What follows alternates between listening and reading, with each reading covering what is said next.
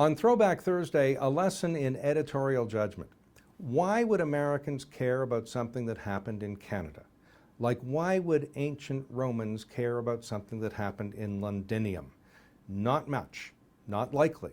So when the U.S. ambassador made a speech criticizing Canada's defense policy, I knew I had an item that the Americans would listen to.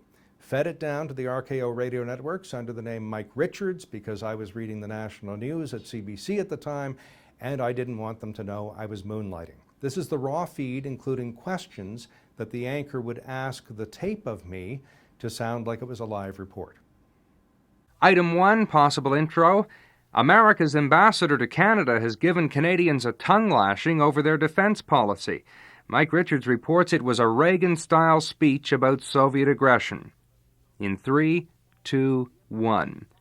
The ambassador, Paul Robinson, told us that Canada has little awareness that the Soviet Union is out to dominate the world. Says that's why Canada contributes less to NATO than any other country. Mr. Robinson says if things don't change, the Soviet superiority over NATO may lead to a confrontation. He then took a kick at the peace movement, but said it'll only be a matter of time before Canada becomes aware of the threat of communism. I'm Mike Richards in Toronto.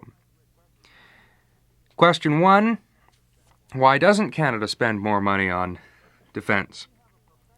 Well, we have a professional volunteer army, but it's small and hopelessly under-equipped. It has really declined under Prime Minister Trudeau. Why isn't there a big concern over communism in Canada? Even though we border on the Soviet Union over the pole, I think Canadians rely on the balance of power with America. In fact, our first line of defense in the north is a small group of Inuit and Eskimo who just keep an eye out for trouble, part-time.